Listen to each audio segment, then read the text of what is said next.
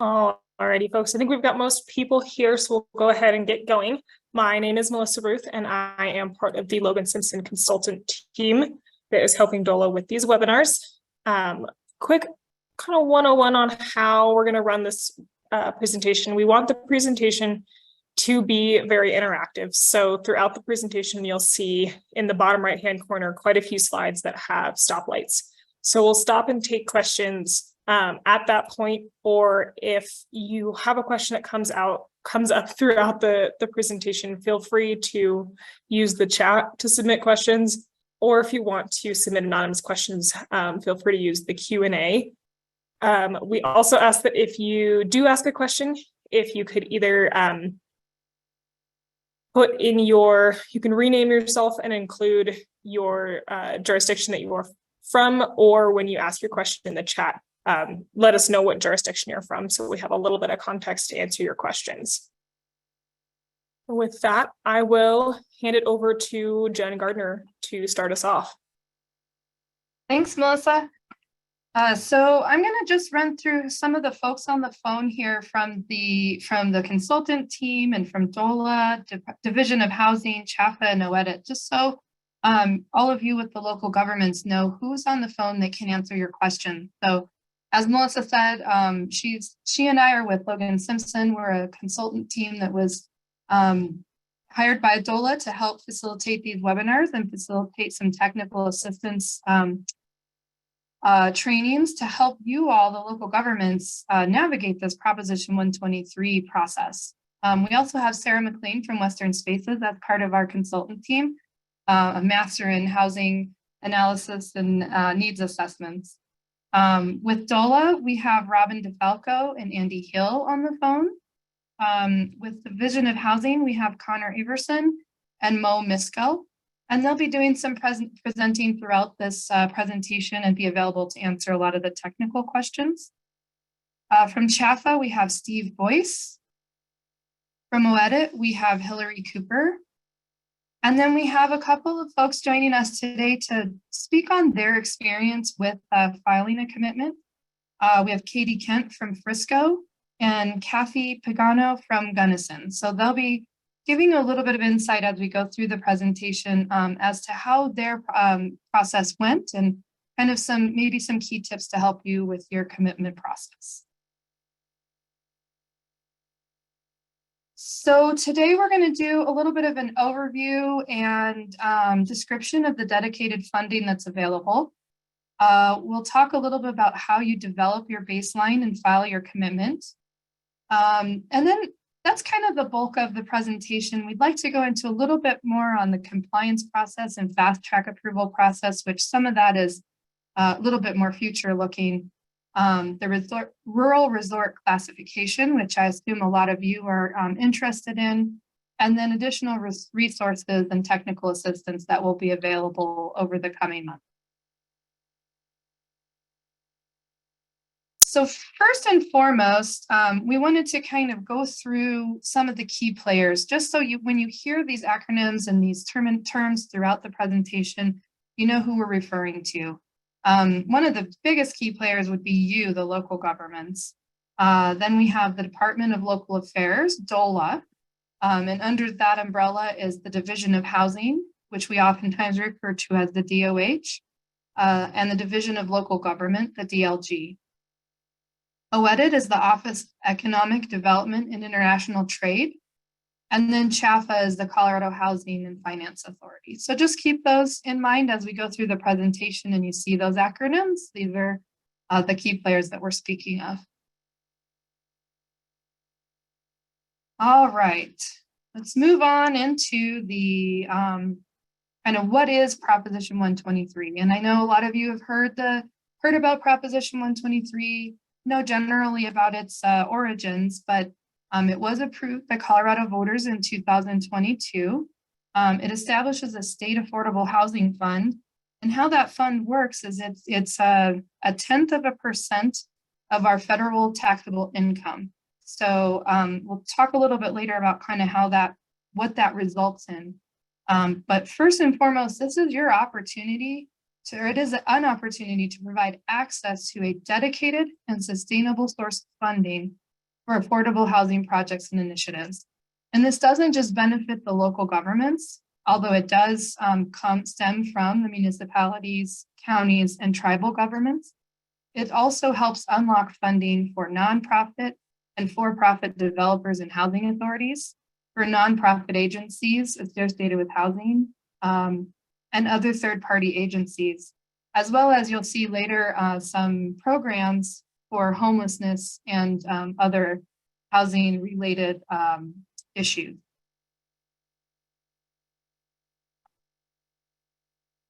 So basically, what we're trying to help local governments understand is if you don't file a commitment, then you are not available for you don't have the availability of this funding. As you can see, we have several local communities that have already successfully filed commitments. Everyone from our larger municipalities, such as Denver and Colorado Springs, Grand Junction, Arvada, Boulder, to some of the smaller municipalities, Salida, Durango, Fruita, Sheridan, Colton, and Lone Tree. Some of our rural municipalities, looking at Rangeley and Leadville and Silt and Glenwood Springs. We have several unincorporated counties that have filed commitments, as you can see on the screen. We have Boulder County, Saguache, Chaffee, Gunnison, Lake, and Gilpin. And then several of your counterparts in the rural resort municipalities, such as Frisco, Steamboat Springs, Telluride, Hayden, Ridgeway, Silverthorne, Bayfield, and Summit County.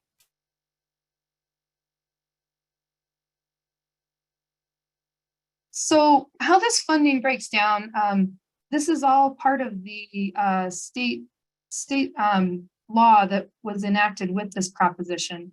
And with that 0.1% of funding, 60% of those funds will go to OEDIT for housing financing funds, and 40% of those funds will go to the Division of Housing for affordable housing support funds. And you can see some dollar amounts here.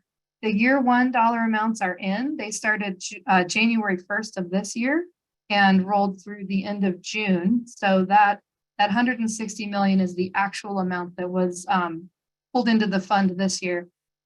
For fiscal year 23 to 24, goes from July 1st to the end of June next year. We're estimating about $318 million. And these funding programs will be rather competitive once all these commitments are filed. Once you file your commitment, then there's additional processes to acquire the funding. So you would apply for the funding on an individual project by project basis. So I wanted to kind of highlight that, and we'll talk a little bit more about that as we go through this presentation. A little bit more about those programs that are available. So from that income tax revenue, the 0.1% that comes into this fund, to the State Affordable Housing Fund, your 60% for OEDIT Financing Fund. OEDIT and CHAFA are managing that financing fund, which includes a land banking program, an equity program, and a concessionary debt program. On the other side of the table, we have the 40% of that funding managed by DOLA, the Division of Housing and Division of Local Government, funding an affordable home ownership program, a homelessness program, and local planning capacity development programs. So what that can mean for your community, we've kind of created this tree as an illustration of the funding sources and how they all work together. So at the root of the tree, you have your community support for housing. Coming up the trunk of the tree, you have your local government commitment. So that's the commitment that you file, and that's the conduit to access this funding. So you have your fundings, your program streams from OEDIT and CHAFA, the land banking, equity, and concessionary debt programs. And then you also have your programs funded from DOLA, the home ownership, homelessness, and land planning capacity programs. And ultimately, as you tap into those programs, those are going to support the community effort that started this whole process.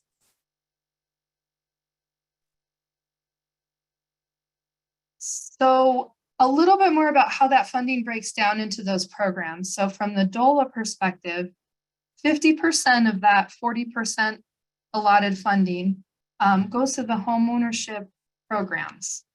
Those homeownership programs include down payment assistance to first-time home buyers and grants and loans for nonprofit and community land trusts to support affordable homeownership, and groups or associations of mobile home owners to assist with the purchase of their park. Then you have 40%, 45% of that funding, of that 40% goes to program services persons experiencing homelessness. And that can include provide assistance for rental assistance, housing vouchers, eviction defense assistance, such as legal, financial, and case management, and grants and loans to nonprofits, local governments, and private entities to help with the preservation of supportive housing, preservation or development of supportive housing, and other homelessness-related activities. Then the last piece of that DOLA funding is 5% would go to local planning capacity grants to help local governments with developing their fast tracking or streamlining development processes, looking at land use code amendments, staff or contractor assistance to review affordable housing applications. And once you have filed that commitment, that funding can help with future commitment development.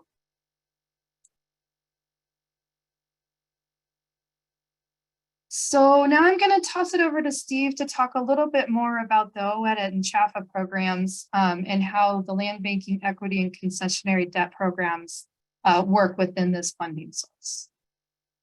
Great, thank you, Jen. So I'll be trying to be quick, and I'll do this at a very high level.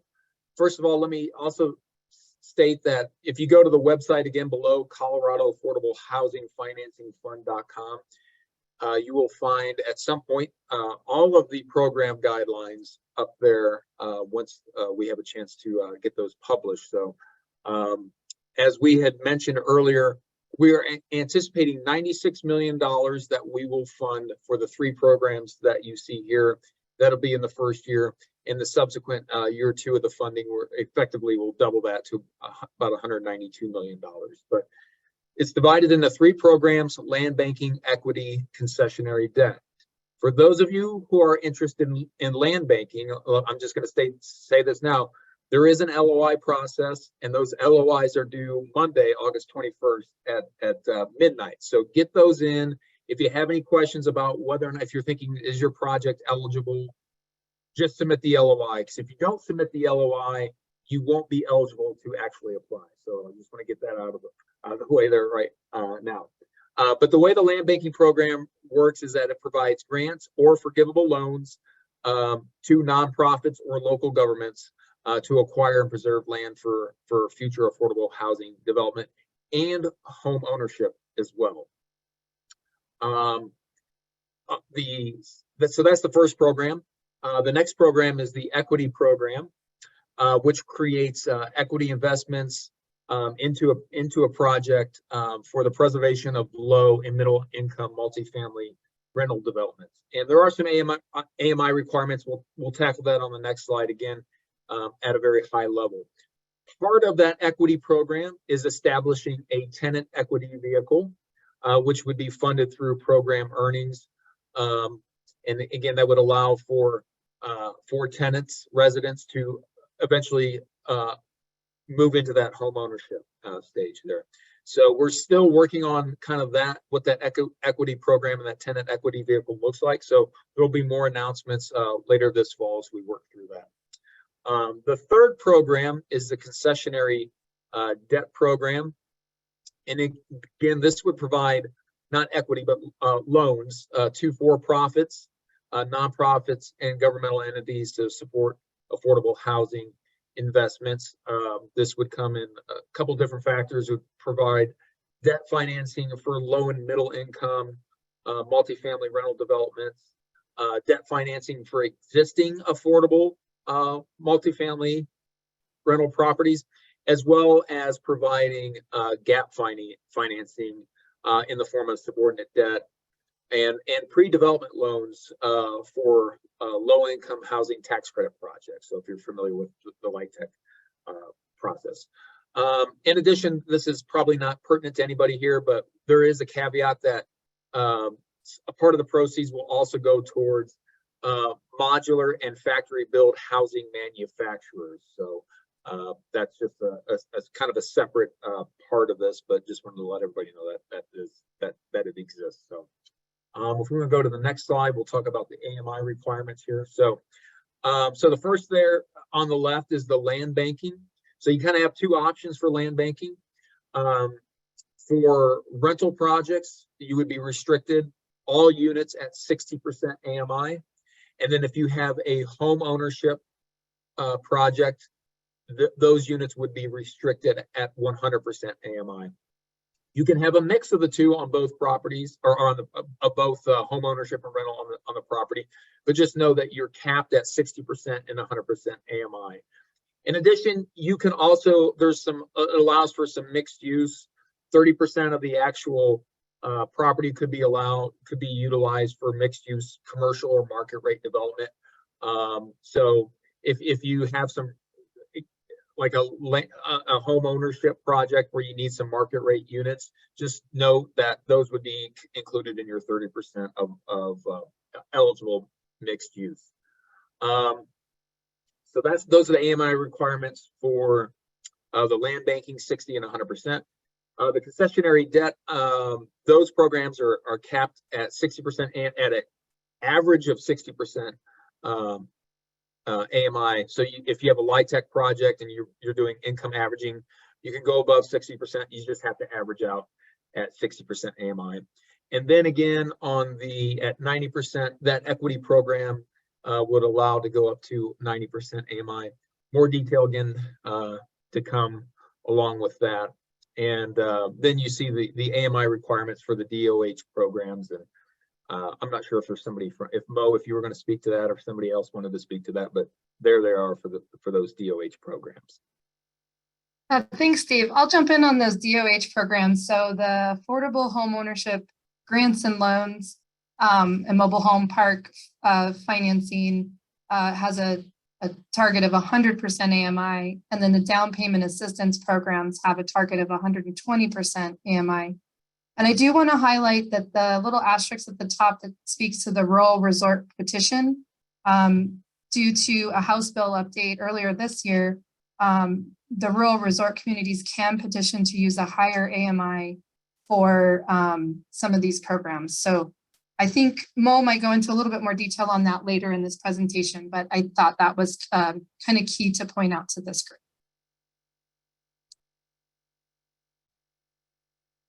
All right, we're going to pause here for any questions. Melissa, have there been any questions in the Q&A or the chat?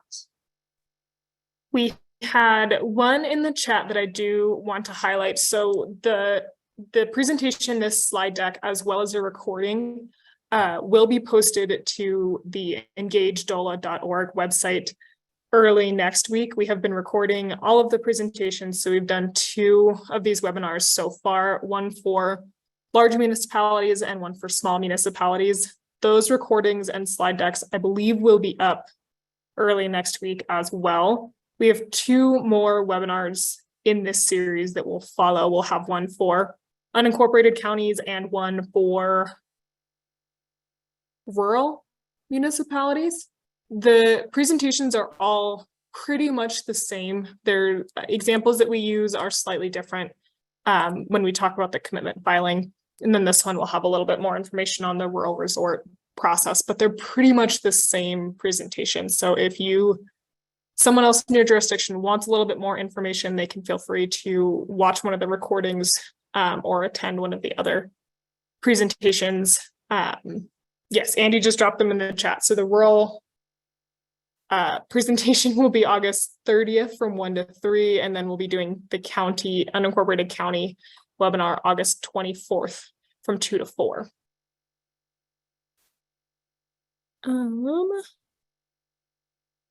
Okay, we do have one more question that came through the chat from Mark Williams that says Durango is classified as a rural resort community, but Prop 123 seems to be considering us a small community.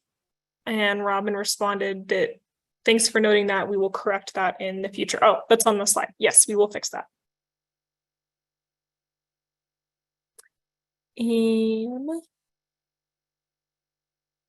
And then Hillary Cooper from Oweta added a note in the chat that says land banking program deadline is Monday, August 21st at 11:59 p.m. and your local government does not need to be opted in. So you don't have to have your commitment filed, but you will need to be opted in for the application for the land banking program.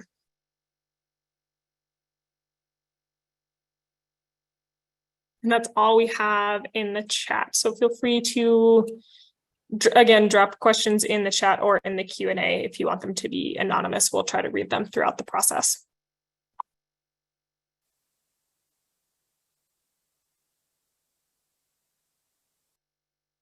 All right, I think we'll move on to our next section, and there's many other points to stop and ask questions throughout the process. So Sarah, take it away. All right, thank you, Jen. So we have sort of a high level understanding of what programs become available once you unlock these funds. But let's talk a little bit about the steps involved in unlocking the funds. And the first one would be establishing your baseline. So this is a fun process. The first step is to establish what median income you're going to use. You have three choices. There's the area median income, the median family income, or the state median income. So once you've established that, then you go to step 2, which is to choose what source you're going to use for your household income distribution. And there are 2 choices for this. That's HUD-CHAS data or American Community Survey data. And those are the only 2 options that are available. So once you have your median income and you know how many households fall on the spectrum at different income levels, you're going to look at the total affordable units that fall into the categories.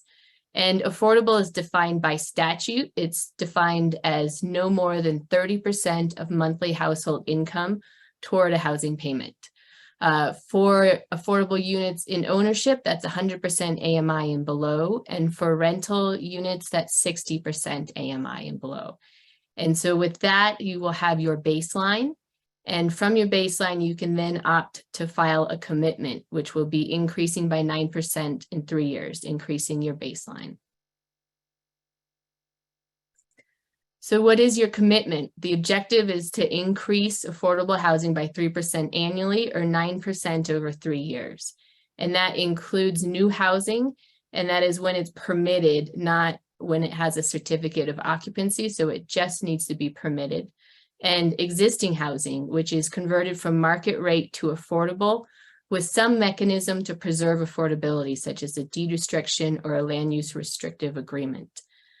So step 1 is your baseline calculation. Step 2 is your commitment filing. As soon as you file your commitment, you can begin counting units towards your goal. So if that is prior to November 1, you can begin counting units immediately once it is accepted.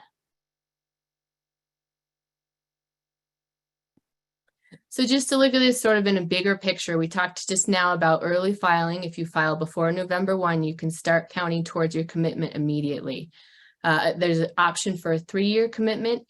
If you don't file this year, you can opt into a 2-year commitment or a 1-year commitment. And at the end of that in 2026, you will be beginning again if you choose to establishing a new baseline in November.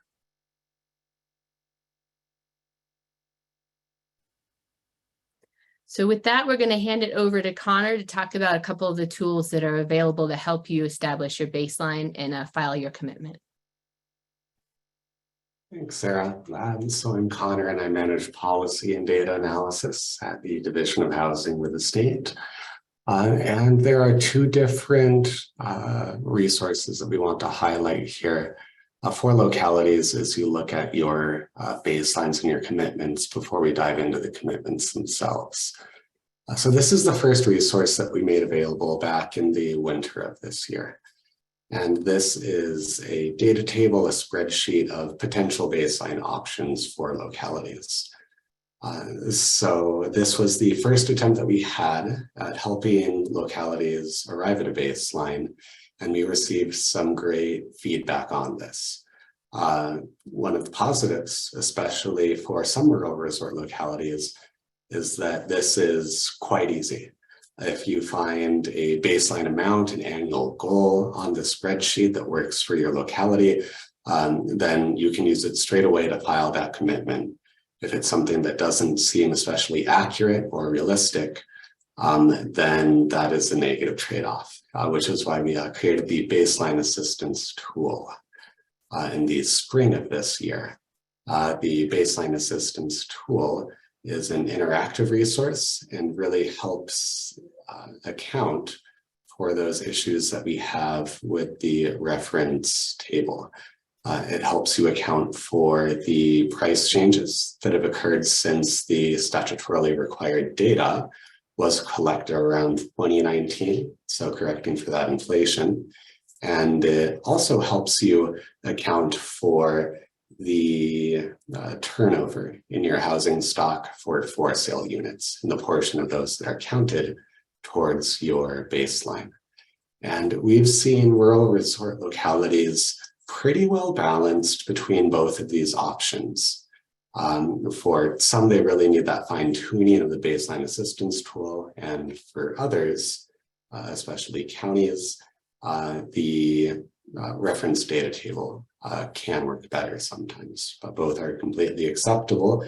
And localities also have the option to calculate their own baseline. That would likely take, depending on how good your team is with Excel, anywhere from a few days to a few weeks. The baseline assistance tool can take a few minutes or a few hours, so that is what we often recommend. And when you are using the baseline assistance tool or looking at that reference data table, there's going to be a few different options for those income limits that are available, just like we were describing earlier. And the amount of information that you'll be providing in your commitment is going to slightly increase if you're using one of those alternative income limits. I mean, again, just to reiterate, there's some parts of this commitment, this baseline determination process that aren't flexible, where statute really ties all of us. We can't use any data sources that aren't those two sources from the feds, and we can't have a definition of affordable housing that's different than affordable to those price points. We can't just look at the subsidized stock, for example. We got to follow the statute. One of those flexibilities that is included in the statute is for the baseline specifically, using that alternative income limit, whether it's from a neighboring county or the state household median income.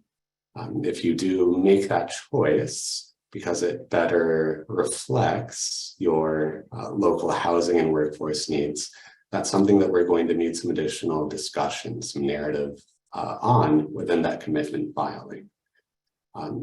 So that is really just another few sentences or paragraphs from folks.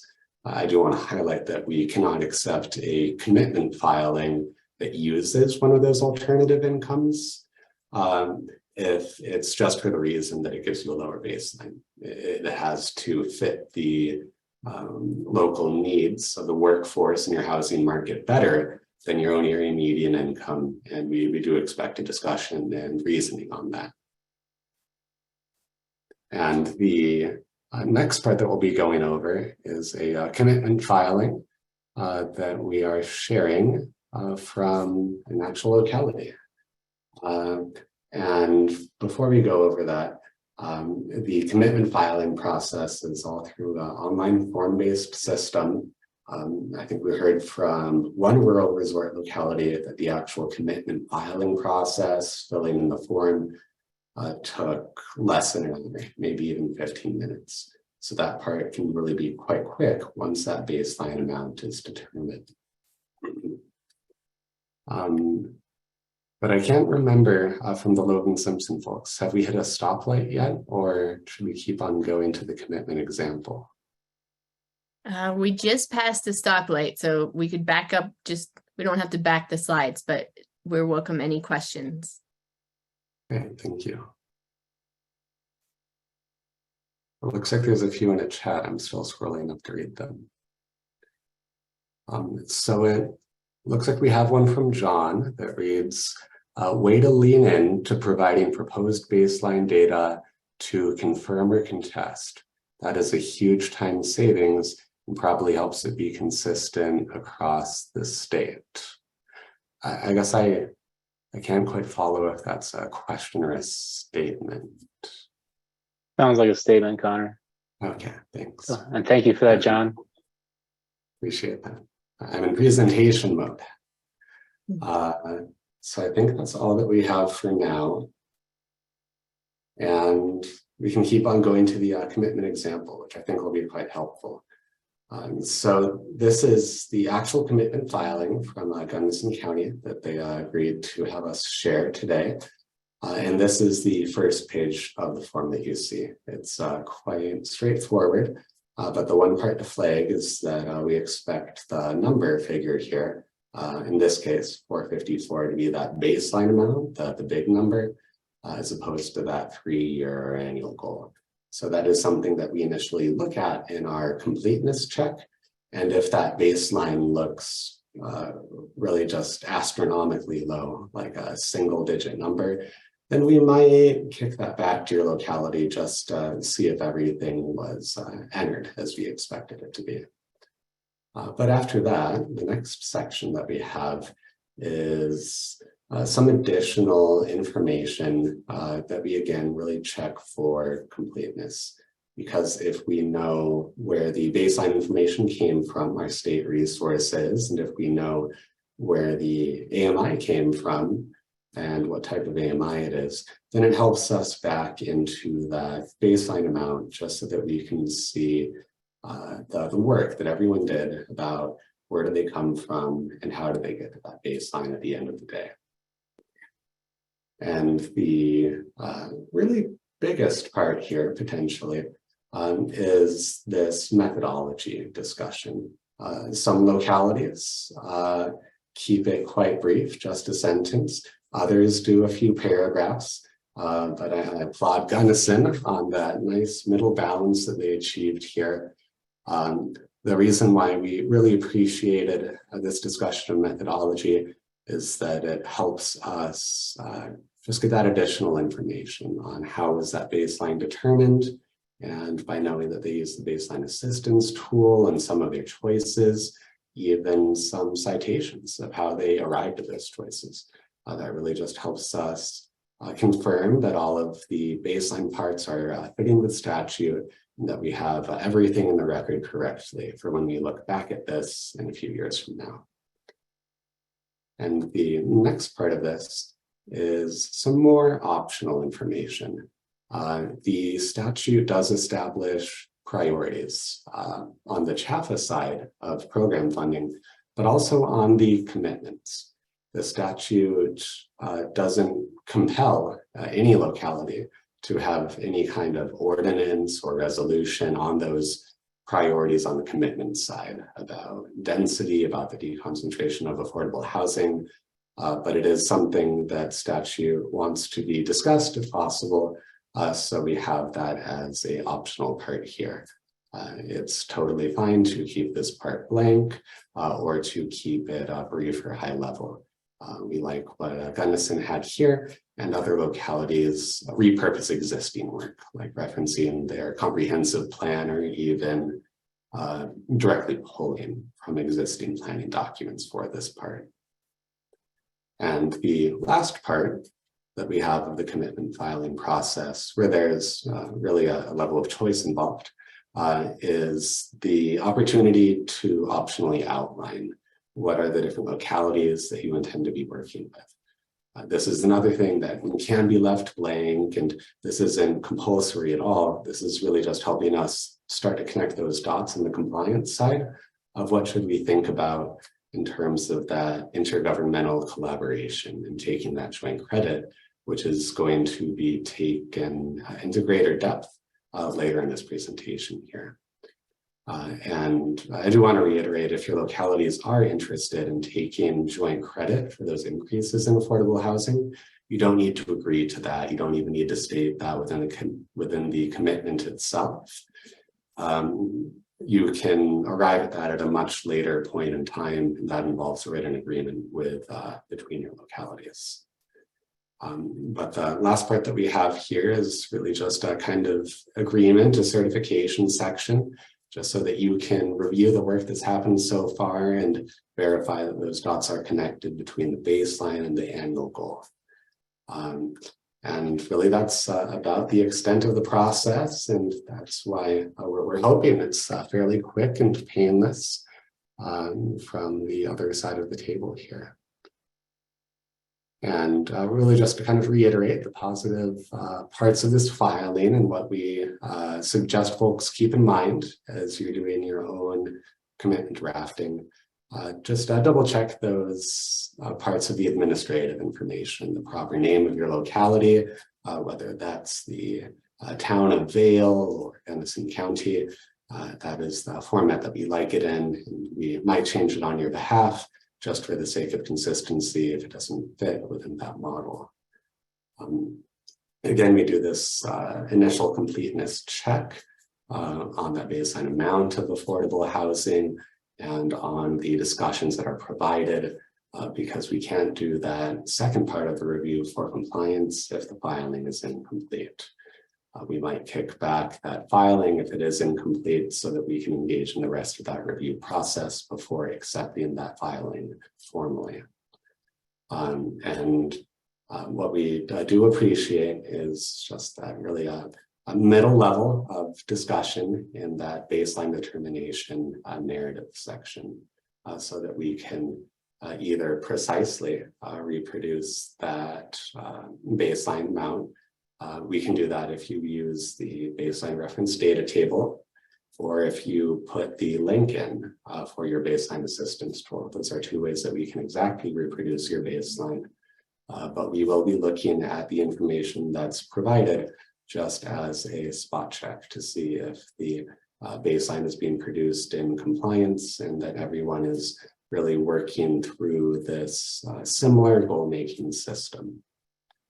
And of course, the discussion on how the baseline was arrived at and citations are quite nice to have, but not mandatory at all.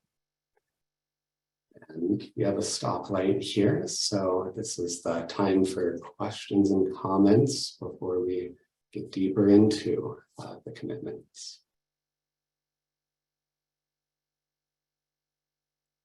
We don't have anything additional in the chat or in the Q&A.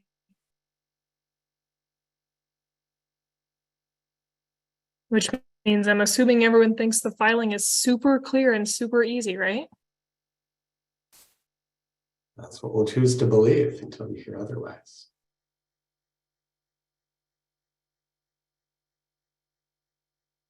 But on the side of seriousness, I'll throw my email in the chat for past or upcoming filers if they do have feedback on that system. The Proposition 123 implementation is moving quite quickly, so we'll be appreciating that feedback as we consider tweaks in the coming years.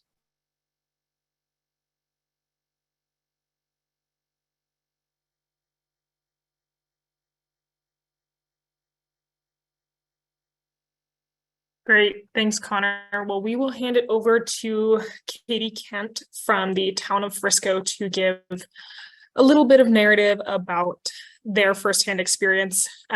We didn't have anyone from the city of Gunnison on today, so we skipped over that slide. So Katie, go ahead and take it away.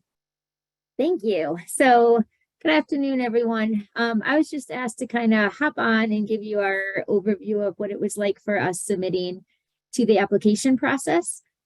So a brief background is that I started in the role here as Community Development Director for the town of Frisco about 2.5 months ago.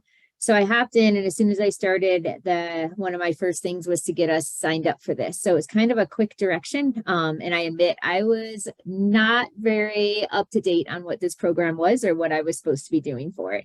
So I had an advantage where, like this presentation today, luckily the town of Silverthorne and DOLA invited me to an informational kind of question and answer session that we had local Summit County jurisdictions in. So being able to sit in and attend that gave me the background for what I needed. And that's the same information that they're going through today. So taking the information that we're getting and that you're receiving today, I think what really assisted the town of Frisco was knowing how to go in and what links to click to get that baseline data. So we were able to do that very easily, at least for the town of Frisco. It made a lot of sense. It was self-explanatory, clicking through the links and getting the information that we needed to put in there. So that was a good tip that I just carried through. We didn't ask for a difference. We just followed exactly what those were. For the town of Frisco, we knew that we were looking for upcoming LIHTC projects that we've already been kind of started some digging into. We also have some buy downs. So what was important to us was realizing that the AMIs that we were moving forward with some projects were going to fit under the requirements also. So Frisco in a way was really lucky because hearing about the requirements for what the units, the AMI, the 60% rentals, the 100% for sales, that all fit into our goals for the town of Frisco for the units that we're hoping and anticipating will be moving forward with in the next couple of years. So definitely baseline was easy for us. And then making sure that the AMIs and the future projects were going to work and we'd be able to set ourselves up for competitive funding really helped us before we went and committed to the application. For the town of Frisco, we did not bring it forward to town council. I know other jurisdictions have brought it forward, including our adjacent or around us, Summit County. I think it depends on your community. For the town of Frisco, we have moved forward with enough projects so far that we had enough direction without going to a formal request from town council. So we did not go to town council. I just on the computer went and applied one evening and probably took me no more than a few minutes since I had already had the baseline information done right before I did it. I'm happy to answer questions, but overall, definitely my experience was really simple and really easy. And it was really thanks to these people on here giving you this that I had that previously. So that helped out. So.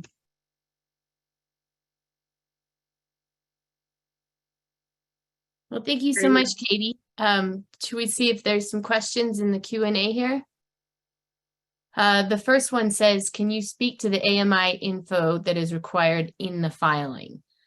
There are 3 different sources for AMI, right, that we talked about in the baseline slide.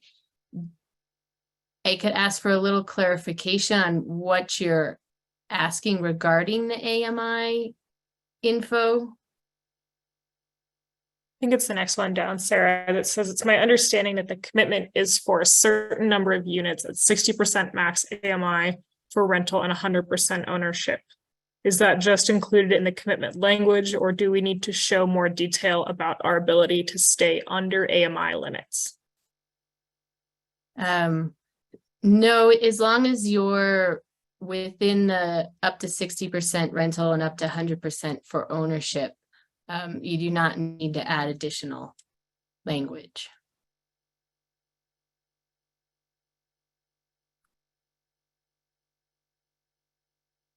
The next question I see from Terry with Snowmass is, are there exceptions to AMI for rural resorts? When you're establishing your baseline, there are not exceptions to AMI for establishing your baseline, but we will talk a little further when we talk about the rural resort exception, and that applies to programs and meeting your commitment.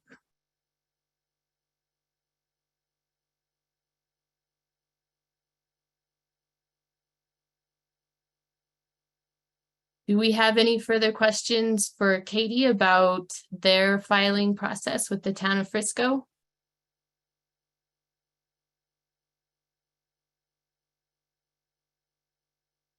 All right, well, thank you so much, Katie. We really do appreciate you being willing to share. I think it's important to hear firsthand what other communities' experiences are in going through this process. And just on the next slide, we have a few takeaways.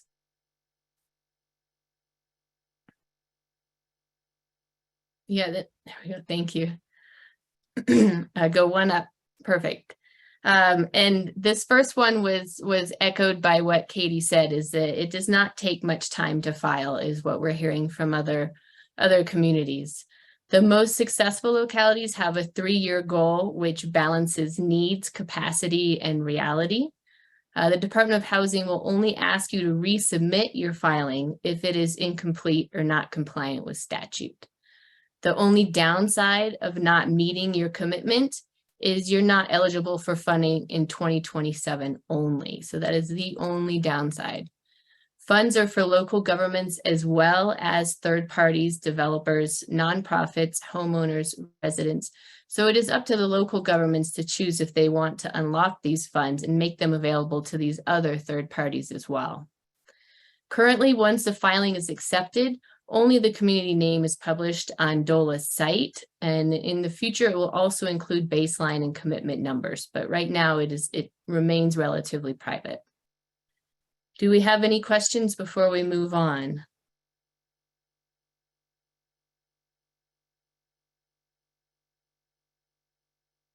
All right. No additional questions in the chat or Q&A. Go ahead, John. Yeah, just generally speaking, how quickly, if it's money that's transferred, does that happen? I'm not Like, sure. is it the same year if somebody is awarded,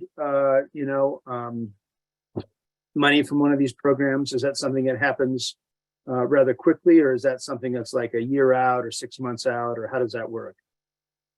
I would say it depends on the funding in the program. I don't know if we have any specific guidelines or timeframes just yet, as this is all still rolling out.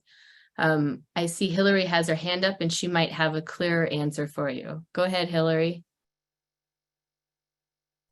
Yeah, thanks for the question, John. We're going to certainly be, at least on the OED at Chapa side, we're going to definitely be looking at the needs for the actual funding award. Some projects, say, for example, with land banking, they may just want the commitment so that they can go through entitlement and they don't actually need to pay until closing. And then others will need the money sooner, and we're going to do our best to accommodate those needs. Our goal is more housing now, more units as soon as possible, and we recognize that the money needs to flow at different speeds. So we're gonna do our best to accommodate and speed up our processes and really work with you all to get you the money on a timely basis, or the financing on a timely basis for our programs. Thank you for that, Hillary. Do we have any further questions? I see Robin also has her hand raised. Robin? Yeah, I just wanted to comment and offer a clarification, because one thing we've heard from some is that they were expecting Prop 123 funds to be distributed like an allocation to each local government, similar to how some of those COVID relief dollars were distributed. And that's not the case with this program. So once the local government opts in, each of the different funding programs is an opportunity for either a local government to apply and seek funding for specific programs, or remember, for other developers, either for-profit or nonprofit or residents, to tap those funding programs for support. And so each of them have different deadlines. Some of them are loans, some are grants. So just keep that in mind when you think about the funding opportunities. Thanks for that clarification, Robin. I'm not seeing any more questions coming in. Should we go ahead to the next slide?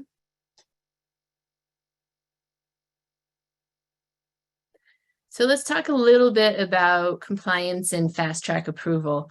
DOLA will be developing guidance materials on both of these this fall, and that will involve some stakeholder engagement.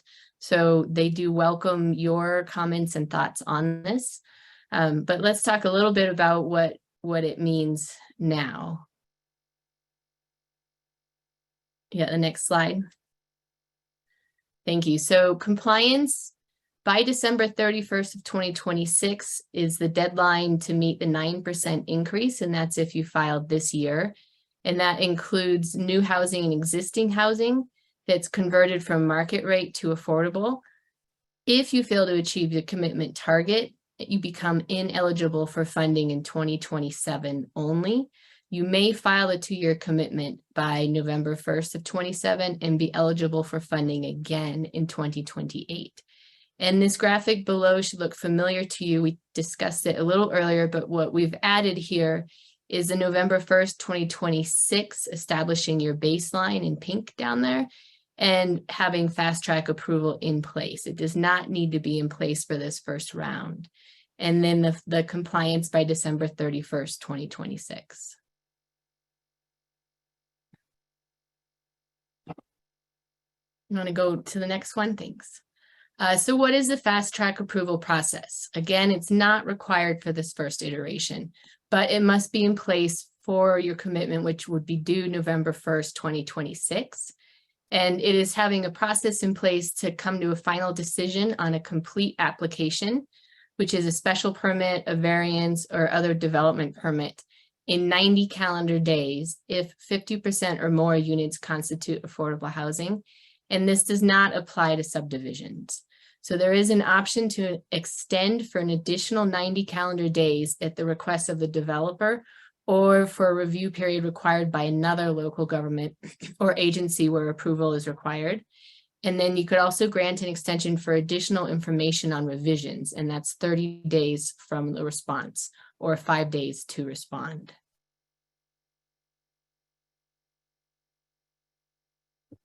Hey, Sarah, could you Go ahead, John. clarify what you mean by subdivision? Do you mean a PUD in that case? Like it wouldn't apply to a PUD or a whole subdivision? You're saying, in other words, it applies to a project that is 50% or more affordable? Just looking for a little clarification on that. That's a short timeline. I like what it does, but that it's very important what that applies to and what it doesn't apply to. Well, thank you for the question. And I'd like to lean on someone from our DOLA team that might have a little further definition of what we're calling a subdivision for this, if it has been yet defined. It has not, but that is exactly the type of thing we plan on unpacking further through additional stakeholdering. Your guess, John, is what my guess would be at this point in time. But we have to sit down with the proponents of the law to figure out exactly what they were thinking when they drafted it. What does each word mean to them? But at the same time, what is practical? What makes sense to the building departments and what they're seeing on their end? And of course, what's actually being experienced by the developers on their end. So we're going to be convening all those folks. I think we're planning on doing that around October to have those conversations. Of course, November 1st, 2026 is a ways away, but it'll be upon us before we know it. And of course, it'll help folks make more informed decisions if we can start figuring those details out sooner rather than later. So definitely interested in hearing more from you and others about what these things mean. Another example is, what does a complete application mean, right? The clock starts ticking upon a complete application. What exactly does that look like? I'm sure a developer is going to view it very differently from the building department. And so we want to make sure everybody's on the same page about what that all means. And we can memorialize that in written guidelines so we can all follow them and be consistent as much as possible. But great question, John. Thank you.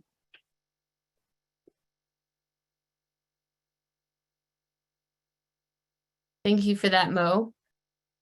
Let's go ahead and go on. Thank you. To do some compliance and fast track takeaways. Demonstrate 3% increase annually or 9% over 3 years. And as we just discussed, fast track is not required until November 1st if you're filing a new commitment. Conversion of units also counts toward your commitment. Loss of existing affordable units does not affect meeting your commitment. That may be counted when you reestablish your baseline if you choose to for the next round of funding, but for this round, it would not count. New units count toward commitment at building permit, so they do not have to have a certificate of occupancy by the end of 3 years. The permit just needs to be issued. You can start counting units produced as soon as your filing is accepted. And you can develop regional partnerships to meet your commitment if multiple jurisdictions build housing jointly. And I think that's important to point out that, regional partnerships can be a very, very great resource and a great tool. So we do have a stoplight here. And I see that there is one question that Mo has answered, and it's from James in Pagosa. And it says, if we do not achieve our 3% additional units in 1 year, however, meet our 3-year 9% increase, are we eligible for funding in 2027? And the answer is yes, that's correct. And that's a good distinction. Thank you for pointing that out, James. And there is a caveat to that, I just realized. Okay. It still means, though, James, your local government has to file a new commitment, a new 3-year commitment, right? In 2027 to continue that on. Or 2026, sorry, continue that on. Does that make sense? Each full commitment is just good for 3 years. So while you met the first commitment, just by meeting it doesn't mean you continue on. You have to actually establish a new baseline and file a new 3-year commitment to then continue on. Makes sense. Thank you.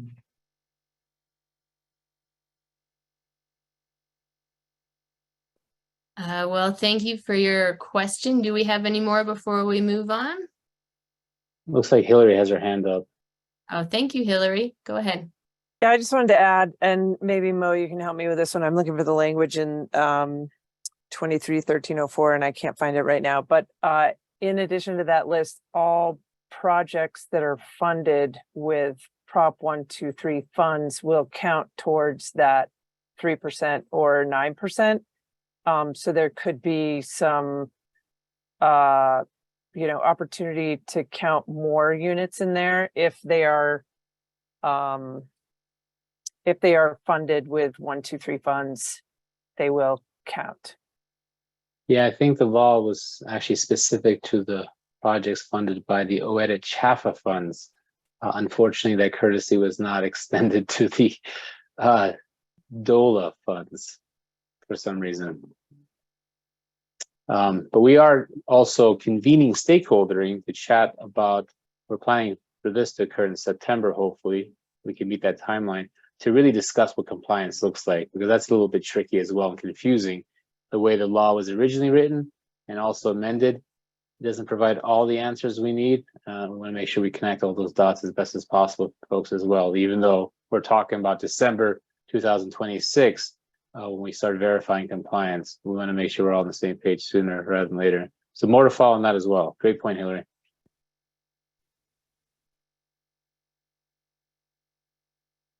I do have one more question that came through the chat from Terry at Snowmass that asks, are there exceptions to the AMI for rural resorts?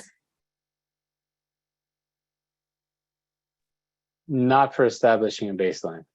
That's the same for everybody, regardless of where you're coming from. On the program side, there is an exception, a petition process for a rural resort community to petition the Division of Housing, to utilize different AMIs for the OEDIT CHAFA programs. And I think we're going to get to that here later in this presentation. So just really important to separate the two. Baseline setting AMIs are very strict, and that applies to everybody. On the program side of things, there's some flexibility there specifically for rural resort communities, but that is not related to the baseline, except for when you create housing, affordable housing, as a result of those projects, you can count them towards your commitment to increase that baseline by 3%. So that's the connection, but they're really two different sets of AMIs that we're talking about when we talk about baseline setting and applying for funds for the variety of programs as a result of Prop 123. So I hope that makes sense. I know it's a bit confusing. Thanks for that, Mo. And I think, is it the next slide that we talk a little bit about rural resort classification? So yeah, we knew there would be some questions regarding this, so we're going to look at it sort of at a high level. But any county that is classified as rural resort by the division in accordance with section 29-4-1107, or a municipality, whether home rule or statutory, or a local housing authority located within the county so classified. And that's as it's written. So if you're classified as a rural resort, you can petition to use a different AMI with CHFA OEDIT programs, right? And as Mo pointed out, that is not establishing your baseline, but that's with the programs and with what qualifies to meet your commitment. And guidance is currently being developed on this process. The counties that are currently classified as rural resort are Archuleta, Chaffee, Eagle, Grand, Gunnison, La Plata, Ouray, Pitkin, Routt, San Juan, San Miguel, and Summit County. So if you are on this and you are a county that would like to petition to be classified, the link is provided here and we will put that in the chat for you as well.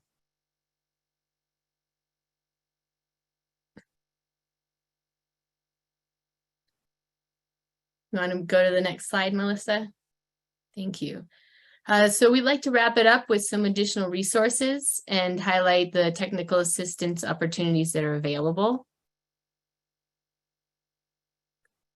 So we're doing webinars currently through probably most of August and September, and then we will shift to offering some technical assistance work sessions.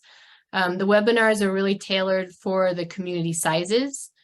Today, as you know, is rural resort, and the next one I believe we will be doing is unincorporated counties on August 21st. And these are to help you learn how to establish your baseline and file your commitment and lock access to all the funds.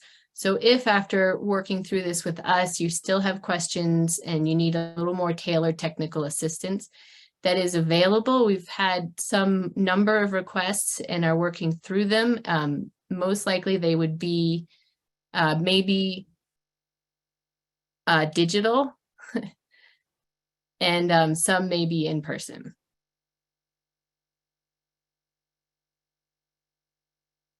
Yeah.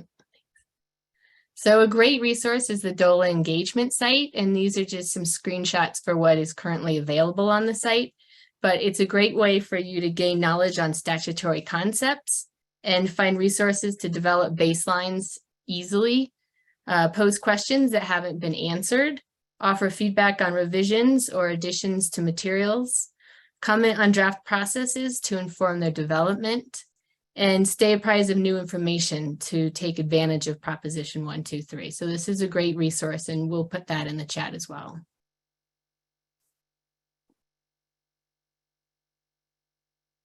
Some important links: DOLA's Proposition 123 homepage, which we just looked at, the CHFA OEDIT funding programs available at Colorado Affordable Housing Financing Fund.com, the Department of Housing Homelessness Support Programs, the Department of Local Government Local Planning Capacity Grant Program, the Baseline Reference Table, which we showed you earlier, as well as the Baseline Assistance Tool and the Commitment Filing Site. So these are all great resources that are available to you to help you through this process.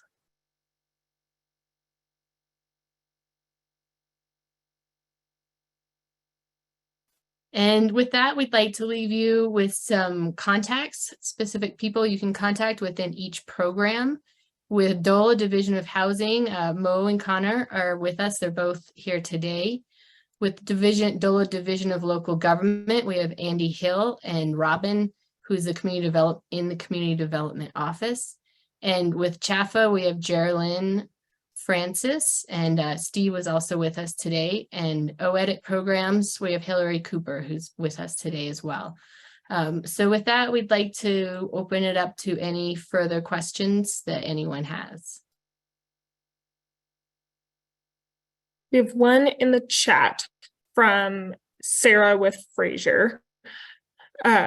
So if we are already on the list of rural resort communities, does that mean we do not need to petition to use the higher AMIs to meet our commitments, as we already have that status? The petition process is, there's two separate things. One is being a rural resort. If you already are one, the next is to petition to use a different AMI if you choose to. So those are really sort of separate, but you're not going to be able to petition if you're not currently classified as a rural resort.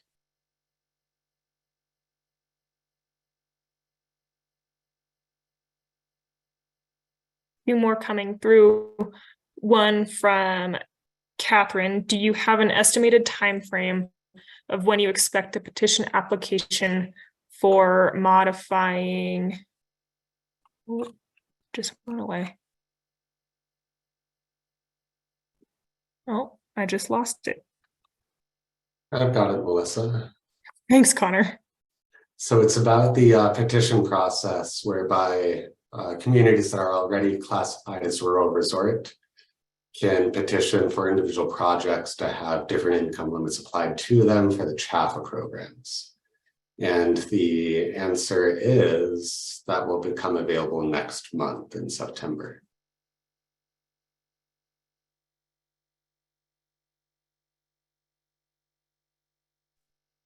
Now I had a request to go back a slide for the contact information for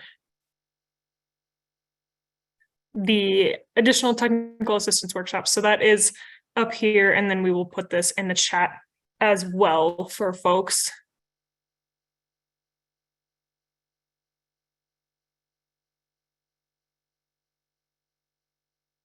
Are there any additional questions or any that I missed from folks?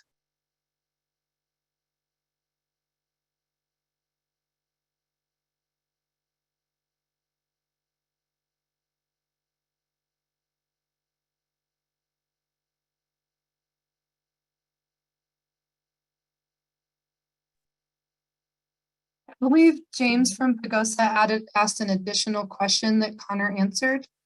Connor, do you want to respond to that? It said, could you clarify that, for example, we can count units built by LIHTC developer that does not have a Proposition 123 funding? And I believe Connor already answered that, but maybe we want to expand upon that for the rest of the folks that are on the phone. Yeah, I think it was Mo. Oh, I see Yeah, it was Mo. actually, sorry, it was me. Struggling finding my unmute button here. Yeah, this is pretty much what the law says. I was rewriting it so it made a little bit more sense, but I realized when I hit send that I might have made it a little bit more confusing. But what it is, in essence, is saying, and this is what we would need to get more clarity on through additional discussion, is it does automatically count growth achieved through the programs created as a result of Prop 123, with the caveat that there is the 60% and the 100% limitations in the baseline, right? That's how it was originally written. That was later changed, as you see at the bottom of my response, where then it said all units funded through the OEDA CHAFA programs would automatically be counted. And I think that was to account for rural resorts petitioning for higher AMI, for example, right? Those are not going to fit neatly with the 60%, 100% of the baseline setting. Unfortunately, they didn't make that same change for us. And so on the home ownership side, for example, we're at that 100% from Prop 123 across the board. So just something to think about. And that's what we're going to have to lay out in more detail so folks can understand that it's just not going to be applied the same. It just depends on which unit which of these units were funded by OEDA CHAFA versus DOH, for example, to determine if they actually count. And so we'll get something outlined that provides that clarity. But also it says, for example, anything that's deed restricted.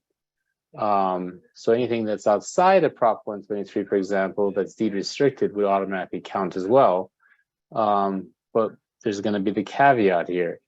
That has to be grounded in the Proposition 123 definition of affordable housing. So it gets a little bit tricky, becomes a bit of a jigsaw puzzle. And that's what we're gonna have to figure out here soon, is what all those pieces are and how they all fit in together to make sense from a compliance standpoint. So more to follow on that. These are excellent questions. Keep them coming.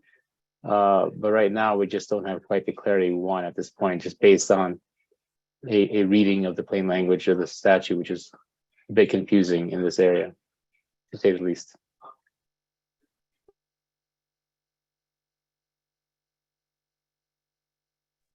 Looks like Hillary has her hand up.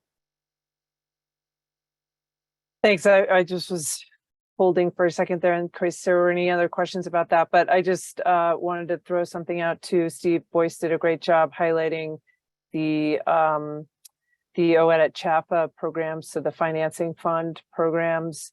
I've already mentioned in the chat that the land banking LOI, which is just the first step of statement of interest,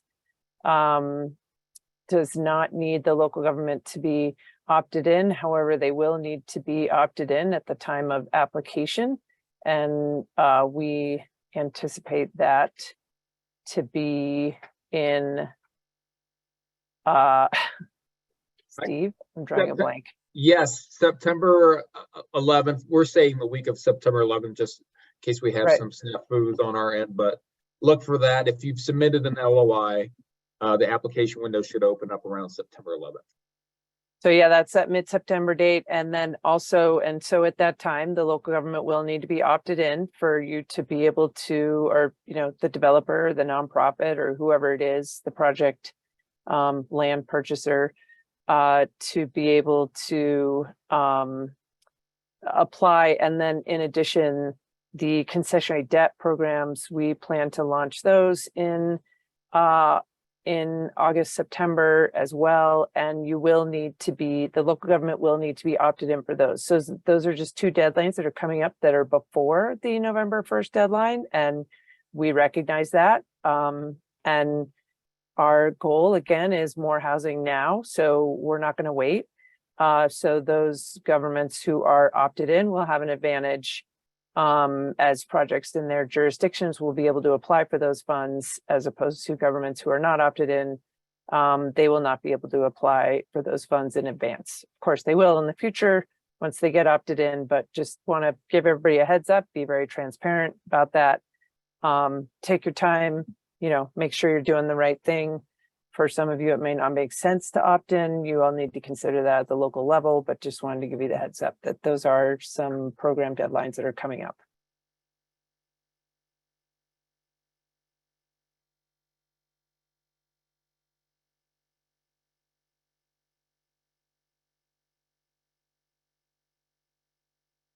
Well, thank you, Hillary. I'm not seeing any more questions coming in at this point in time. We do appreciate everyone participating and asking questions, and just sort of, you know, a high level summary. What we've heard, particularly from Katie Kent, is that it doesn't take that long to establish your baseline and follow your commitment.